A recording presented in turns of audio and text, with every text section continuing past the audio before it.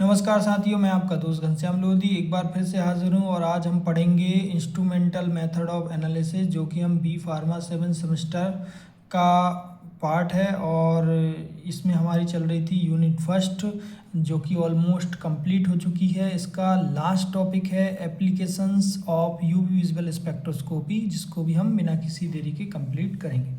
तो चलिए एप्लीकेशंस देखते हैं। यूवी विजुअल स्पेक्ट्रोस्कोपी कहाँ पर यूज़ होती है और किस काम के लिए यूज़ हो रही है, यहाँ पे क्या क्या इसका फंक्शंस हैं। तो सबसे पहला पॉइंट है फंक्शनल ग्रुप का डिटेक्शन। फंक्शनल ग्रुप को हम एक तरीके से क्रोमोफोर्स भी बोलते हैं, जो हमने ऑक्सोक्रोम और क्रोमोफोर्स पढ़े थे। उनकी प्रेजेंस और अब्सेंस कि वो प्रेजेंट हैं कि अब्सेंट हैं, ये क्वालिटेटिव एनालिसिस का हम कर सकते हैं। ठीक है। सेकेंड पॉइंट क्या रहता है, क्वालिटेटिव एनालिसिस किसी भी अननोन कंपाउंड का। तो देखिएगा यहाँ पे पॉइंट हमारा क्या है कि हम यूवी विजुअल स्पेक्ट्रोस्कोपी का एनालिसिस कैसे करते हैं। एक नॉन कंपाउंड रहता है और एक अननोन कंपाउंड रहता है। तो अननोन कंपाउंड का जैसे कि पैरासीटामोल है, हमारा पैरासीटामोल का एक प्योर ड्रग है और एक पैरासीटामोल का टैबलेट है। तो टैबलेट के अंदर हम जो एब्जॉर्बेंस जो पीक आएगी वही हमारे प्योर में आएगी। तो प्योर मतलब जो नॉन कंपाउंड है उसकी जो पीक होगी वही हमारी उस पैरासीटामोल की टैबलेट में आएगी। तो हम उससे आइडेंटिफाई कर सकते हैं कि यही हमारा पैरासीटामोल या इस टैबलेट के अंदर हमारा पैरासीटामोल प्रेजेंट है। ओके। तो नॉन कंपाउंड से अननोन कंपाउंड का आइडेंटिफिकेशन हम कर सकते हैं, ठीक है, बाय स्पेक्ट्रा या ग्राफ के द्वारा। ठीक। अगला पॉइंट होता है कि जो कॉन्जुगेशन का डिटेक्शन हम कर सकते हैं। कॉन्जुगेशन का डिटेक्शन मतलब कितने, कॉन्जुगेशन का मतलब होता है अल्टरनेट डबल सिंगल बॉन्ड, वो कितने प्रेजेंट हैं हमारे कंपाउंड के अंदर, मतलब हमारे कंपाउंड के अंदर कितने डबल बॉन्ड प्रेजेंट हैं, उसका हम एनालिसिस कर सकते हैं, है ना। जो कॉन्जुगेशन होता है वो अनसैचुरेशन को इंडिकेट करता है, अनसैचुरेशन बढ़ता है उससे, और अनसैचुरेशन से हमारा पूरा वेवलेंथ बढ़ जाती है। मतलब पहले जो वेवलेंथ सिंगल बॉन्ड में कम आ रही थी वो डबल बॉन्ड में आपकी ज़्यादा आने लगती है। एक से ज़्यादा डबल बॉन्ड होंगे तो और ज़्यादा आपकी वेवलेंथ एब्जॉर्ब होगी, है ना। हायर वेवलेंथ की तरफ एब्जॉर्बेंस शो होती है। ठीक है, इस चीज़ को समझिए। इसके बाद क्या है अगला point, chemical industry. Chemical industry में आपका क्या है, सिंपल प्यूरिटी पे फोकस किया जाता है। यूवी विजुअल स्पेक्ट्रोस्कोपी इंस्ट्रूमेंट का हम इस केमिकल इंडस्ट्री में प्यूरिटी चेक करने के लिए, मतलब उसकी प्योर पीक है कि नहीं वो चेक करने के लिए हम करते हैं। अगर हमारी एक कंपाउंड रहता है उसकी सिंगल पीक आती है तो वो हमारा क्या रहता है, प्योर कंपाउंड है। अगर इस पीक के साथ साथ एक दो पीक और आ रही हैं, इसका मतलब क्या है कि वो हमारा कंपाउंड इम्प्योर है। ठीक है, ओके। नेक्स्ट है हमारा स्ट्रक्चर इलूसिडेशन। स्ट्रक्चर इलूसिडेशन का सिंपल सा मीनिंग होता है कि स्ट्रक्चर्स के बारे में पता लगाना, कि जैसे कि मान लीजिए हमारा एग्जाम्पल एल्कोहल ही है, तो एल्कोहल का जो केमिकल फार्मूला है, मॉलिक्यूलर फार्मूला है, वो किस प्रकार से है और उसका स्ट्रक्चर फार्मूला किस प्रकार से है, मतलब कौन से बॉन्ड उसमें पाए जा रहे हैं, कौन से सी एच बॉन्ड है, सी ओ बॉन्ड है, ओ एच बॉन्ड है ना। इस प्रकार से वो बॉन्डिंग जो है वो स्ट्रक्चर इलूसिडेशन कहलाती है, कि उसके बारे में पता करना। चलिए नेक्स्ट पार्ट हमारा होता है क्वांटिटेटिव एनालिसिस। देखिए हम यूवी विजुअल स्पेक्ट्रोस्कोपी से क्वालिटेटिव एंड क्वांटिटेटिव दोनों प्रकार का एनालिसिस कर सकते हैं। तो देखिए जो हमारा वियर्ड-लंबर्ट्स लॉ है, वियर्ड-लंबर्ट्स लॉ डायरेक्टली क्या है कि कंसंट्रेशन डायरेक्टली प्रोपोर्शनल है किसके, एब्जॉर्बेंस के। जितनी कंसंट्रेशन हम लेंगे उतनी ही एब्जॉर्बेंस आएगी। इसका मतलब क्या है कि क्वांटिटेटिव एनालिसिस हम कर सकते हैं कि भैया हमने 100 माइक्रोग्राम का हमने सैंपल बनाया तो उसकी एब्जॉर्बेंस अलग आई, 200 माइक्रोग्राम का बनाया तो उसकी एब्जॉर्बेंस अलग आई। इसका मतलब वो क्वांटिटेटिव एनालिसिस कर रहा है। सिंपल सा ये नहीं कि बस चेक करा रहा है कि हमारा कंपाउंड है या नहीं। ठीक है, क्वांटिटेटिव मतलब उसकी क्वांटिटी बता रहा है, का काम कर रहा है। ठीक है। नेक्स्ट हमारा जो इम्पोर्टेंट एप्लीकेशंस है वो है हमारा स्पेक्ट्रोफोटोमेट्रिक टाइट्रेशन। ये आपका स्पेशली नाम से पूछा जाता है कि स्पेक्ट्रोफोटोमेट्रिक टाइट्रेशन के बारे में आप बताइए। ओके, शॉर्ट डिस्क्रिप्शन आपके बारे में, इसके बारे में लिखिए, ठीक है। तो स्पेक्ट्रोफोटोमेट्रिक टाइट्रेशन का मतलब क्या है? टाइट्रेशन हम जानते हैं, टाइट्रेशन हमने पिछली क्लासों में बहुत किया है टाइट्रेशन। अब इसमें हमने जोड़ दिया स्पेक्ट्रोफोटोमेट्रिक। स्पेक्ट्रोफोटोमेट्रिक मतलब इस टाइट्रेशन में यूवी विजुअल स्पेक्ट्रोस्कोपी इंस्ट्रूमेंट को ऐड कर दिया, है ना। तो ये अब ये क्या बन गया? Spectrophotometric titration. बस इतना सा कि टाइट्रेशन कर रहे हैं और इसमें यूवी में चेक कर रहे हैं। तो अब क्या होता है, इसका यूज़ क्या है मेन, कि देखिए हम इस प्रकार से टाइट्रेशन परफॉर्म करते हैं। टाइट्रेशन में ऊपर एक टाइट्रेंड रहता है और नीचे एनालाइट रहता है, जिसको हम टाइट्रेंड भी बोलते हैं, ठीक है। सिंपल सा, यहाँ पे हमने टाइट्रेंड को टी से कर दिया है और टाइट्रेंड को डी से कर दिया है, ठीक है। और जो प्रोडक्ट बनता है उसको पी से कर दिया है। तो यहाँ पे क्या है, हम इस कॉनिकल फ्लास्क में एनालाइट लेते हैं प्लस इसमें फिनोप्थिलीन इंडिकेटर, मतलब कोई भी इंडिकेटर्स लेते हैं। जब ऊपर से टाइट्रेंड गिरता है और ये न्यूट्रल पॉइंट आता है, मतलब ये दोनों रिएक्शन करके प्रोडक्ट बनाते हैं और एक एंड पॉइंट आता है। तो एंड पॉइंट के बाद फिनोप्थिलीन से रिएक्शन होती है और कलर प्रोड्यूस होता है। तब हमको पता चलता है कि ये रिएक्शन कंप्लीट हो चुकी है। लेकिन यहाँ पे क्या होता है, अब फिनोप्थिलीन इंडिकेटर यूज़ ना करके हम क्या कर रहे हैं, सिंपल टाइट्रेंड और एनालाइट दोनों की रिएक्शन करा रहे हैं बस, ठीक है, इस प्रकार से। तो दोनों की रिएक्शन करा रहे हैं तो होगा क्या, जब हमारे पास फिनोप्थिलीन या कोई भी इंडिकेटर्स इसमें ऐड नहीं है तो कलर नहीं शो होगा। कलर शो नहीं होगा तो हमको पता नहीं चलेगा कि रिएक्शन कहाँ पर पहुँची है, रिएक्शन चल रही है, रिएक्शन का कंप्लीट हो चुकी है ना, तो रिएक्शन ओवर हो चुकी है, ये हमको पता नहीं चलेगा। तो इसके लिए हम क्या करते हैं, उस का सैंपल लेके यूवी विजुअल स्पेक्ट्रोस्कोपी में डिटेक्ट कर लेते हैं। मतलब इस रिएक्शन कौन सी स्टेज पर है, कि रिएक्शन स्टार्ट हुई है, रिएक्शन एंड हो चुकी है, रिएक्शन चल रही है। इसका हम पता कैसे लगाते हैं, हम सैंपल लेते हैं, उसमें हम यूवी विजुअल स्पेक्ट्रोस्कोपी में इसकी एब्जॉर्बेंस ले लेते हैं, है ना, कुछ टाइम इंटरवल पे। जैसे रिएक्शन चल रही है, 10 मिनट की रिएक्शन है, तो उसका हर 2 मिनट पे हमने रिएक्शन चेक कर ली, कि 2 मिनट बाद सैंपल ले लिया, इसका यूवी में एब्जॉर्बेंस चेक कर ली, फिर 2 मिनट बाद ले लिया, है ना, फिर एब्जॉर्बेंस चेक कर ली। तो हमको पता चलता जाएगा कि हमारी जो रिएक्शन है वो कौन सी स्टेज पर है, ठीक है। तो इस टाइट्रेशन का ये उपयोग है, ठीक है। तो यहाँ पे लिखा हुआ है spectrophotometric titration, the absorbance of reaction mixture is use to determine end point. मतलब ये बोल रहा है कि जो रिएक्शन मिक्सचर की जो एंड पॉइंट आएगा, रिएक्शन होगी, तो जो एंड पॉइंट को हम डिटरमाइन कैसे करेंगे, उसकी एब्जॉर्बेंस चेक करके, कि अब सैंपल कलेक्ट करेंगे, सैंपल लेते जाएंगे, यूवी में चेक करते जाएंगे। जैसे जैसे रिएक्शन आगे बढ़ती जाएगी वैसे वैसे सैंपल लेके उसमें यूवी में चेक करते जाएंगे कि कौन सा आया, ठीक है। तो सिंपल सा ये प्रोसेस है। तो इसकी कुछ 4 स्टेप्स हैं। 4 स्टेप्स में हम 4 तरीके से इसको हम टाइट्रेशन परफॉर्म कर सकते हैं, सिंपल है। तो हमने देखे यहाँ पे पहला हम समझते हैं, इसको समझिए। तो पहले हमने बोला कि सैंपल को लेना है और एब्जॉर्बेंस चेक कर लेना है। अब सैंपल में हमारा क्या हो सकता है, टी भी हो सकता है, डी भी हो सकता है, पी भी हो सकता है, मतलब टाइट्रेंड भी हो सकता है, टाइट्रेंड भी हो सकता है, प्रोडक्ट भी हो सकता है, ठीक है, ये पॉइंट है। अब यहाँ पे क्या है, जब हम यूवी में टाइट्रेंड को एब्जॉर्ब करना चाह रहे हैं, है ना, तो हमने पता किया, मतलब हमने क्या किया, हमने सेट कर दिया लैम्डा मैक्स किसका, टाइट्रेंड का। तो सिर्फ हमको टाइट्रेंड की एब्जॉर्बेंस होगी, है ना। तो titrand is observer and titrand and product is are not, मतलब सिर्फ हम टाइट्रेंड की एब्जॉर्बेंस चेक कर रहे हैं, ओके, यूवी के अंदर सिर्फ इस टाइट्रेंड की एब्जॉर्बेंस चेक कर रहे हैं। तो अब क्या होगा, अब इस ग्राफ के माध्यम से हम समझेंगे कि किस प्रकार का रिएक्शन होगा।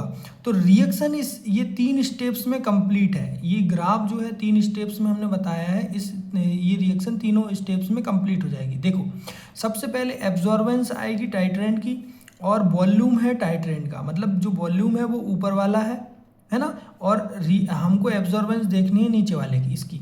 तो सिंपल सा आप देखिए, जब 0 समय रहेगा तो ये टाइट्रेंड, ये ऊपर वाला इसमें अंदर कलेक्ट हुआ ही नहीं है, इसके अंदर आया ही नहीं है, तो ये 0 रहेगा, इसके समय ये क्या रहेगा, ज़्यादा रहेगा। तो यहाँ पर इसकी जो एब्जॉर्बेंस आएगी, इसकी जब हम सैंपल कलेक्ट करेंगे पहले 0 समय पे, तो इसकी जो एब्जॉर्बेंस है वो यहाँ पर आएगी। एब्जॉर्बेंस क्या है, ज़्यादा है, तो यहाँ देखिए ये 0 है, यहाँ पे बढ़ रही है, ये बढ़ रही है, तो यहाँ पे आप देखिए एब्जॉर्बेंस ज़्यादा है। ठीक है, एब्जॉर्बेंस ज़्यादा है, जैसे जैसे हम इसको ऊपर वाले को मिलाते जाएंगे तो टी और डी मिलके प्रोडक्ट बनते जाएंगे, टी और डी मिलके प्रोडक्ट बनता जाएगा।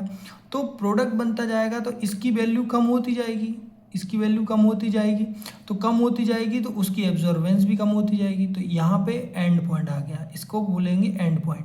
अब ये सेकेंड पॉइंट है, क्या दर्शा रहा है कि टी और डी की वैल्यू, दोनों की वैल्यू क्या हो गई, बराबर। मतलब जितने टाइट्रेंट है उतना ही टाइट्रेंट हमारा यूज़ हो गया इसको न्यूट्रल करने में, है ना, इससे रिएक्शन करने में यूज़ हो चुका है। मतलब दोनों की वैल्यू बराबर हो चुकी है, मतलब प्रोडक्ट हमारा बन चुका है।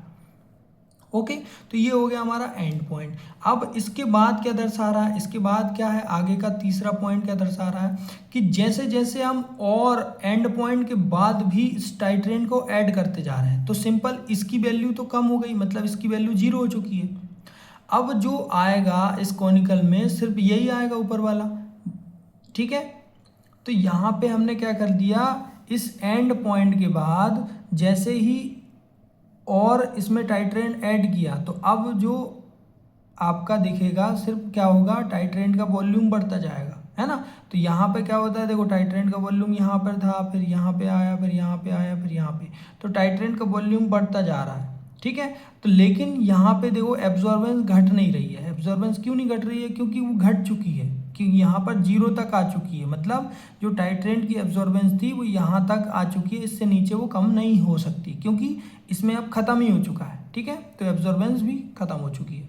ओके, तो ये पॉइंट थे, ये समझने वाले हो गए। तो पहला पॉइंट क्या था कि सिंपल पहली स्टेप्स में क्या हो रहा था कि सबसे पहले कोई नहीं था, तो टाइट्रेंट अकेला था, तो यहाँ पे मैक्सिमम एब्जॉर्बेंस थी।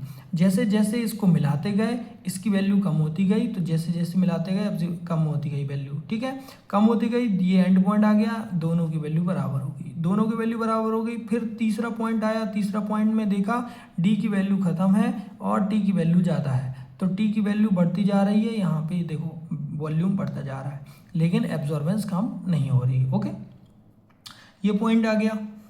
अगला पॉइंट क्या है, अगला हमारा देखिए यहाँ पे सेम टू सेम है, इसमें कोई कलाकारी नहीं है। इसमें देखिए पहला पॉइंट, इसमें हम क्या कर रहे हैं, टाइट्रेंट को एब्जॉर्बन मार रहे हैं। मतलब हम अब हमने यूवी में क्या सेट कर दिया है कि हमको चेक करना है टाइट्रेंट, टी वाले को चेक करना है, टाइट्रेंट को चेक करना है। ओके, तो ये भी 3 स्टेप्स होगा, इधर भी टाइट्रेंट है और इधर वॉल्यूम टाइट्रेंट का है। तो यहाँ पे देखिए होगा क्या, सबसे पहली स्टेप्स में क्या होगा कि हमने यहाँ पे देखिए इसमें जो एब्जॉर्बेंस है वो कम है ना, एब्जॉर्बेंस कम है और यहाँ पे एब्जॉर्बेंस ज़्यादा है। देखिए ये एब्जॉर्बेंस यहाँ पर है और ये एब्जॉर्बेंस यहाँ पर है। ठीक है, तो ये एब्जॉर्बेंस अभी कम है, जैसे जैसे इसको नीचे कॉनिकल में लाते जाएंगे, तो कॉनिकल में लाते जाएंगे तो सबसे पहले यहाँ पे एंड पॉइंट आएगा। एंड पॉइंट आएगा मतलब क्या, देखिए जैसे जैसे हम कॉनिकल में इसको लेके आ रहे हैं तो वो डी से तो रिएक्शन कर रहा है ना, यहाँ पे देखिए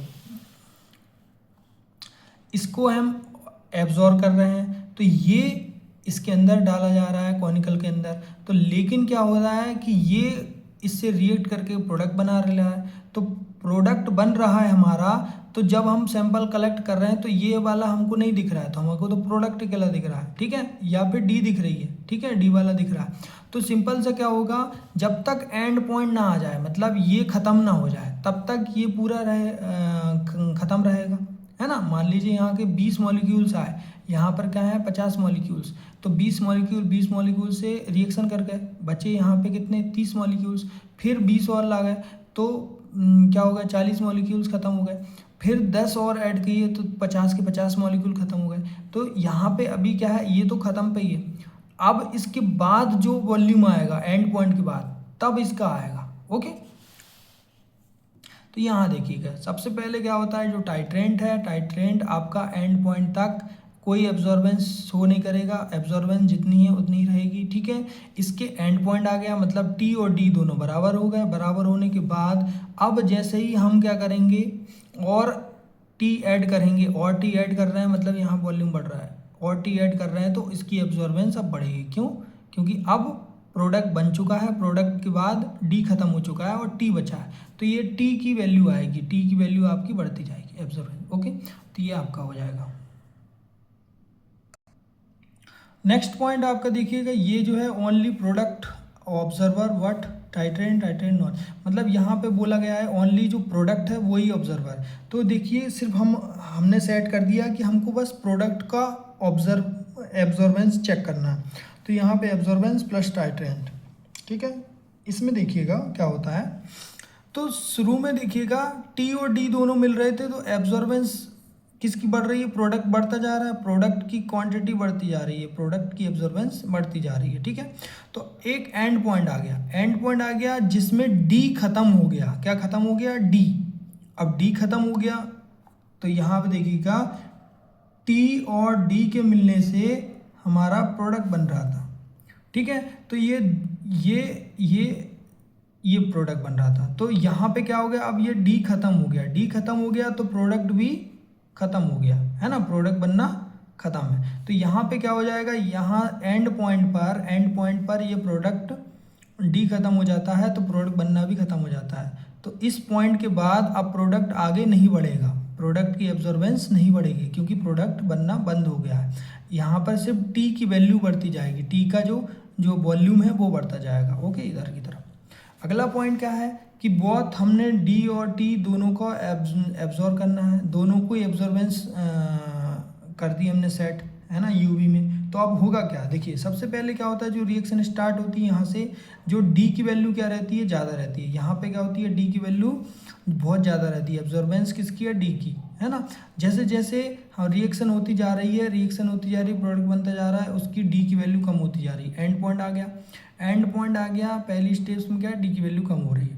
दूसरी स्टेप्स में डी और टी दोनों की वैल्यू बराबर से हैं, और तीसरी स्टेप्स में क्या है, तीसरी स्टेप्स में अब डी खत्म हो चुका है, सिर्फ टी बचा है, तो टी क्या हो गया, बढ़ रहा है, वॉल्यूम ऑफ टाइट्रेंस बढ़ रहा है। तो इस प्रकार से हमने क्या देख लिया, स्पेक्ट्रोफोटोमेट्रिक टाइट्रेशन देखी, जिसमें 4 तरीके से हमने 4 टाइट्रेशन की बात की, मतलब 4 प्रकार से हम प्रोडक्ट का एनालिसिस कर सकते हैं, किस प्रकार की रिएक्शन कंप्लीट हो रही है, ठीक है। इसके बाद हमारा पॉइंट है सिंगल पॉइंट या सिंगल कंपोनेंट एनालिसिस। अब इसमें क्या है, सिंगल कंपोनेंट और मल्टी कंपोनेंट एनालिसिस, मतलब यहाँ पे सिर्फ एक कंपोनेंट की एनालिसिस की जाए एक समय में, तो इसको बोलते हैं सिंगल कंपोनेंट एनालिसिस। अब देखिए जैसे हम यूवी विजुअल स्पेक्ट्रोस्कोपी में हम करते हैं तो उसको हम बोलते हैं सिंगल कंपोनेंट एनालिसिस, ठीक है। जैसे हमने यूवी में एब्जॉर्बेंस चेक की थी, तो यूवी में जो एब्जॉर्बेंस चेक की उसको बोला जाता है सिंगल कंपोनेंट एनालिसिस।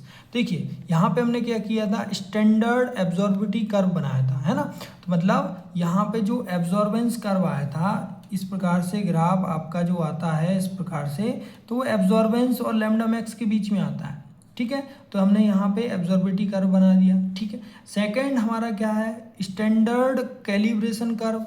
अब स्टैंडर्ड कैलिब्रेशन कर्व मतलब यहाँ पे हमने क्या देखा था, एक ही सैंपल की यहाँ पे हमने एब्जॉर्बेंस चेक की थी।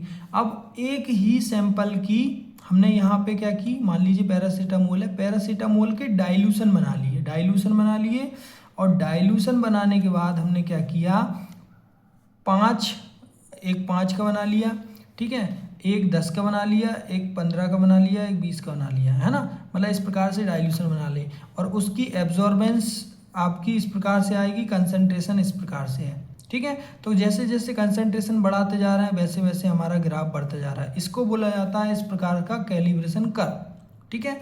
तो यहाँ पे सिर्फ हमने क्या किए, हमने सिर्फ एक ही सैंपल के अलग अलग कंसंट्रेशन वाले सॉल्यूशन बना लिए और उसकी एब्जॉर्बेंस चेक की। तो इस प्रकार से जो ग्राफ बनता है उसको बोलते हैं कैलिब्रेशन कर्व। ओके, इसकी इक्वेशन रहती है y बराबर mx प्लस c, ठीक है।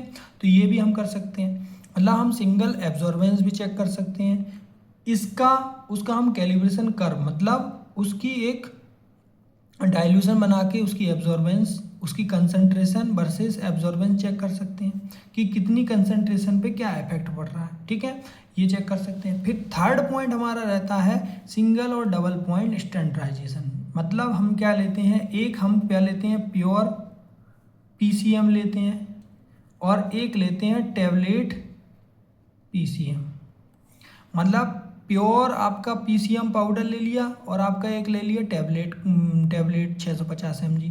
तो जो 650 mg जो आपकी रहेगी 650 mg रहेगी, वो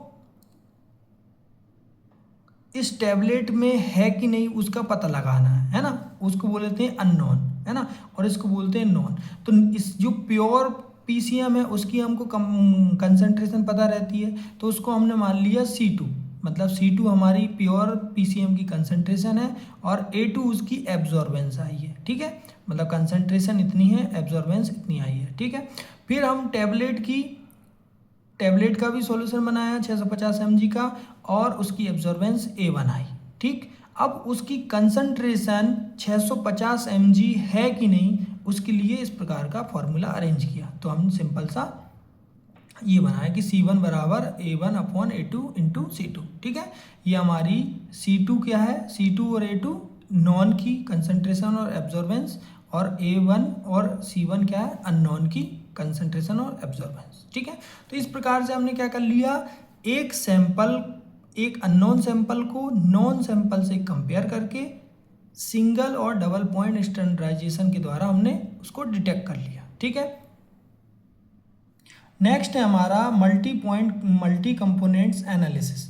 मल्टी कंपोनेंट एनालिसिस में मेन हमारा जो आता है वो साइमल्टेनियसली इक्वेशन मेथड आता है। देखिए, ये मल्टी कंपोनेंट्स का मतलब है एक समय में एक से ज़्यादा कंपोनेंट की एनालिसिस करना, ठीक है।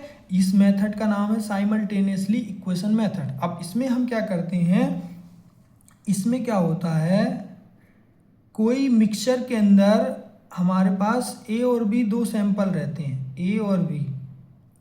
तो होता क्या है, A और B दो सैंपल रहते हैं, तो इनका क्या रहता है, अगर ये मिक्सचर के अंदर प्रेजेंट है तो इनकी जो इक्वेशन क्या बोलते हैं, जो पीक आती है वो इस प्रकार से बढ़ के और इस प्रकार से आती है, तो A एंड B की, तो ये A एंड B की आती है। तो यहाँ पे क्या होता है, इस A एंड B की जो पीक रहती है उसको इस फॉर्म में लेके आना, मतलब साइमल्टेनियसली उसको हम डिटेक्ट करना, इस इक्वेशन के माध्यम से होता है। मतलब हम क्या कर रहे हैं, सिंपल सा ये समझ लिया आप कि ये जो रिएक्शन मिक्सचर है उसकी एब्जॉर्बेंस, मतलब इसकी पीक इस प्रकार से आई, लेकिन प्योर आपकी A की और प्योर आपकी B की इक्वेशन पीक इस प्रकार से आएगी। तो उसके बेसिस पे हम इसको डिटेक्ट कर सकते हैं कि हमारा किस प्रकार से A की कितनी कंसंट्रेशन और एब्जॉर्बेंस आएगी और B की कितनी आएगी। इस प्रकार से हम साइमल्टेनियसली पता कर लेते हैं, ठीक है। मतलब हमारे मिक्सचर में अगर A और B दोनों भी प्रेजेंट हैं तो हम प्योर सैंपल लगाकर उसका कंपैरिजन करके इसका एक फार्मूला आता है, उस फार्मूले में फिट करके साइमल्टेनियसली हम उसकी एब्जॉर्बेंस निकाल सकते हैं। ओके, तो ये हमारा क्या हो गया, एप्लीकेशन पॉइंट हो गया। एप्लीकेशन पॉइंट ये हमारा एम फार्मा लेवल का रहता है और जनरली 7 सेमेस्टर में इसका प्रैक्टिकल्स भी रहता है। और ये हमका ये सारे हम प्रैक्टिकल्स हमने किए हैं। ये साइमल्टेनियसली प्रैक्टिकल, बाकी सिंपल एब्जॉर्बेंस निकालना, ये प्रैक्टिकल्स या कैलिब्रेशन कर बनाना, या नॉन और अननोन कंपाउंड का कंपेयर करके अननोन कंपाउंड की कंसंट्रेशन पता करना, ये सारे प्रैक्टिकल्स यूवी विजुअल स्पेक्ट्रोस्कोपी में किए जाते हैं। तो आई होप हमारा ये यूवी विजुअल स्पेक्ट्रोस्कोपी आपको समझ में आया होगा, आपके काम आया होगा। और मिलते हैं अगली यूनिट के साथ, तब तक के लिए धन्यवाद। इसके नोट्स आपको GD फार्मा ट्रिक्स आपके टेलीग्राम चैनल पे मिल जाएंगे, तब, है ना। नमस्कार।